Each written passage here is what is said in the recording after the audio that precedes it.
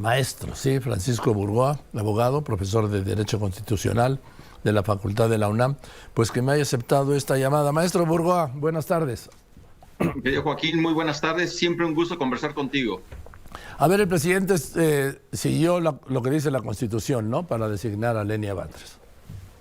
Es correcto, Joaquín. Ya comentabas que la propia Constitución establece que en el caso de que el Senado rechace las dos ternas que presente el presidente de la República para elegir a la ministra, en este caso que fue dos ternas integradas por mujeres, si el Senado no logra un consenso amplio, porque se requiere el voto de las 2/3 partes de las senadoras y senadores presentes. Ninguna de las dos ternas pudo ser pudo ser elegida por parte del Senado, sea en la primera terna que quien tuvo mayor votación fue Berta Alcalde y en la segunda fue Lenia Batres. La propia Constitución establece que si el Senado rechaza ambas ternas, el presidente de la República va a designar de forma directa a quien él considere de la segunda terna, y hoy sabemos que es Lenia Batres Guadarrama. El presidente dijo, contó esta mañana que pues las citó a las 12 en su palacio, y ahí Berta María Alcalde Luján le dijo, ¿sabe qué? Yo gané la primera terna, Lenia Batres ganó en la segunda, yo declino que ella sea la ministra. Y el presidente dijo, gracias, porque les dijo, ayúdenme, ¿sí? Ese fue el método. Pues un método que obviamente sorprende mucho. ¿Cómo es posible que pareciera que tiene que estar negociando con las tres a ver quién se quiere bajar o ceder el lugar? Pareciera que entonces Berta Alcalde, si le hubiera dicho al presidente, yo quiero ser y yo me mantengo en esa postura, el presidente hubiera dicho que sí. Al final lo que quiere el presidente es tener a una ministra incondicional. Y yo considero que de las tres propuestas en la segunda terna, entre Berta Alcalde, Lenia Batres y Erendira Cruz Villegas, indudablemente Lenia Batres tiene el perfil idóneo para el presidente de la República, porque las propias expresiones que manifestó en la tribuna del Senado de la República Lenia Batres son las ideas del presidente López Obrador, que los ministros puedan ganar menos que el presidente. Inclusive ella comentó en tribuna en el Senado que de ser ministra, ella va a devolver el excedente a la tesorería de la Federación, además de que está de acuerdo en que las ministros sean electos por el voto popular. Lanzó ataques hacia el Poder Judicial de la Federación, que los ministros tienen que ser sujetos de controles políticos administrativos, es decir, está a favor de una reforma integral al Poder Judicial de la Federación, y esas son las ideas de López Obrador.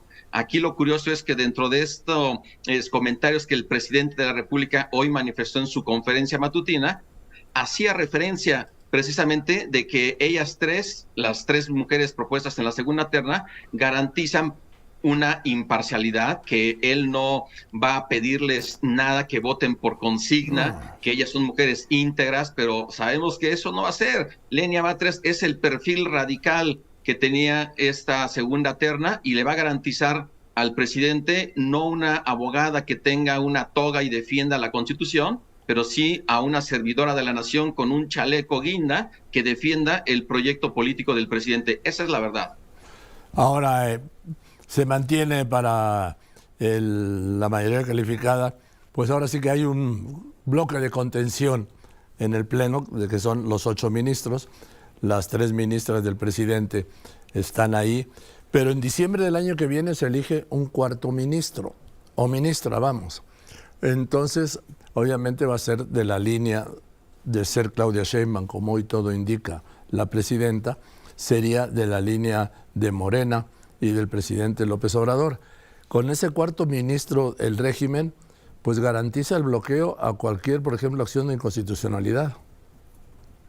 Es correcto, Joaquín. El próximo año, a partir del 1 de diciembre, va a haber una vacante en el Pleno de la Suprema Corte, porque va a concluir sus funciones el ministro Luis María Aguilar Morales, que forma parte hoy de ese bloque de contención de defensa de la Constitución, en el cumplimiento de sus obligaciones y deberes constitucionales con independencia y autonomía. En el supuesto caso que ganara la presidencia Claudia Sheinbaum, ella indudablemente también va a proponer a una ministra o a un ministro que también pueda seguir esa defensa de un proyecto político y no de una defensa de la Constitución.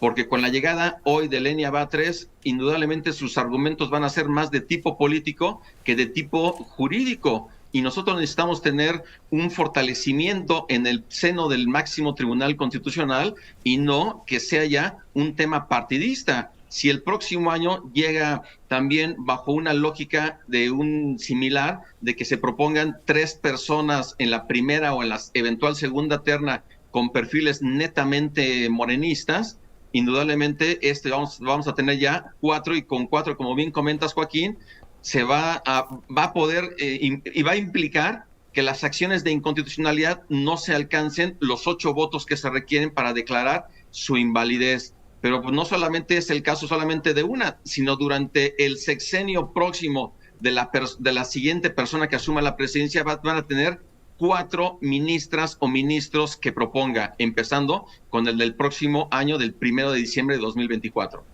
Así es, pero por lo menos por ahora ya tendrán el 4º ministro o ministra y con ese ya hay un bloqueo. Es correcto, Joaquín, y obviamente estamos hablando de una obradorización del Poder Judicial de la Federación en su cabeza, que es la Suprema Corte de Justicia de la Nación. Entonces ya ni sería necesaria su reforma, ¿no?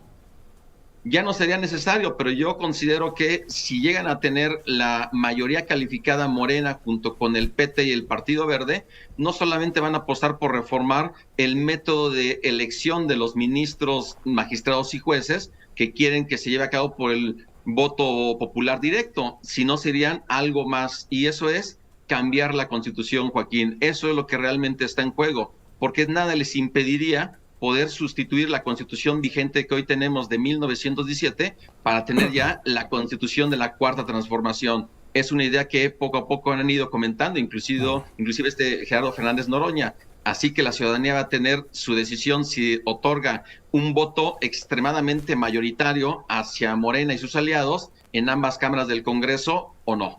Es que es parte del proyecto del presidente López Obrador cuando habla de la Cuarta Transformación. La primera transformación, la independencia, fue la primera Constitución, ¿sí? Los sentimientos de la nación del gran Morelos. En la segunda transformación, Benito Juárez, la segunda Constitución.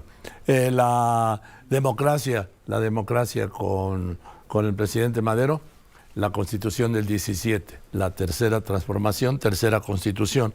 Y pues si esta es la cuarta transformación, para el presidente tiene que haber una Constitución. Ya había hablado primero de una Constitución moral, que llevaría luego, bueno, según la información que tengo, en su momento, teniendo la mayoría en el Congreso, mayoría calificada, a promulgar una nueva Constitución.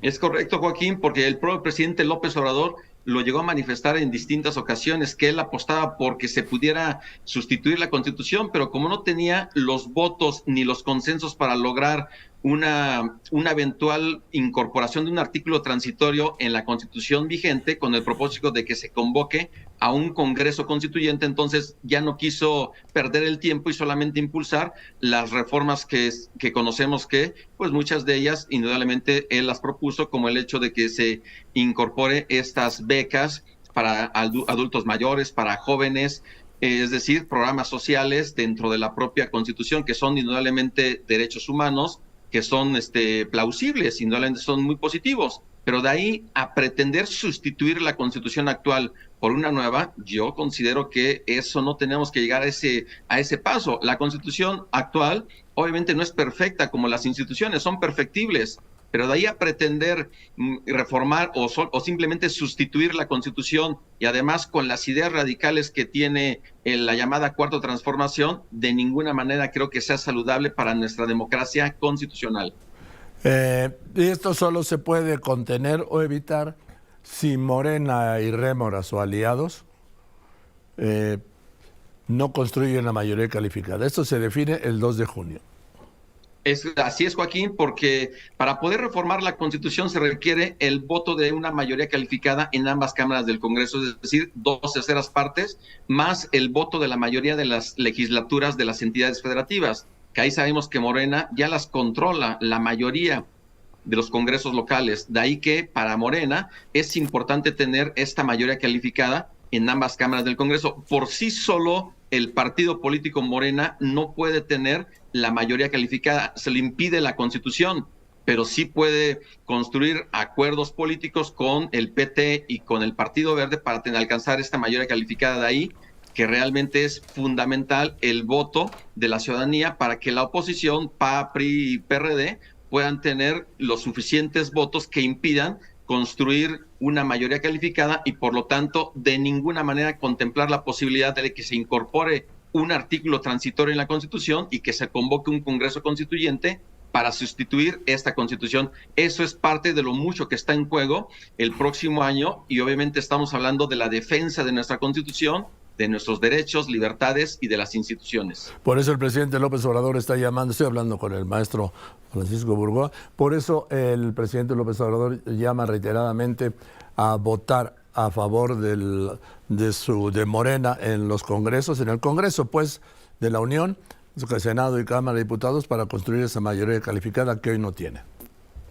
Así es, Joaquín, y esa es la decisión que tiene que tomar la ciudadanía, tiene que ser pues muy cuidadosa en pensar cuál es el modelo de nación que queremos. Si mucho nos quejamos de vivir en un hiperpresidencialismo en el siglo XX con la hegemonía del PRI, ahora simplemente salir de esa hegemonía del PRI en el siglo XX para transitar a una hegemonía de Morena, un hiperpresidencialismo en el siglo XXI, de ninguna manera es algo bueno para nuestra democracia, nuestros derechos y sobre todo para el equilibrio entre poderes que tiene que existir, la división de poderes, los frenos y los contrapesos, porque el hecho de que se concentre tanto poder en una sola persona, en el poder ejecutivo, no es saludable. Ya lo vimos en el siglo XX en nuestro país y no queremos eso en el siglo XXI. Y eso que hoy vemos hoy con el nombramiento de Lenia Batres, vamos a ver exactamente un año en el cual ella pues va a tener ahí el acompañamiento de Yasmín Esquivel y de Loreto Ortiz. Ojalá y nos equivoquemos con Lenia Batres, ojalá, Joaquín, pero así como tiene este perfil radical, pues prácticamente va a ser, digamos, la antesala de la obradorización con la expresión que ellos mismos han utilizado. Y esto es parte de lo que nosotros tenemos que tener mucho cuidado sobre el modelo de nación, de sistema político, constitucional, democrático, que nosotros queremos y necesitamos en este siglo XXI. Gracias, maestro. El maestro Francisco Burgoa, constitucionalista. Buenas tardes, maestro. Gracias. Buenas tardes, Joaquín. Abrazo. Así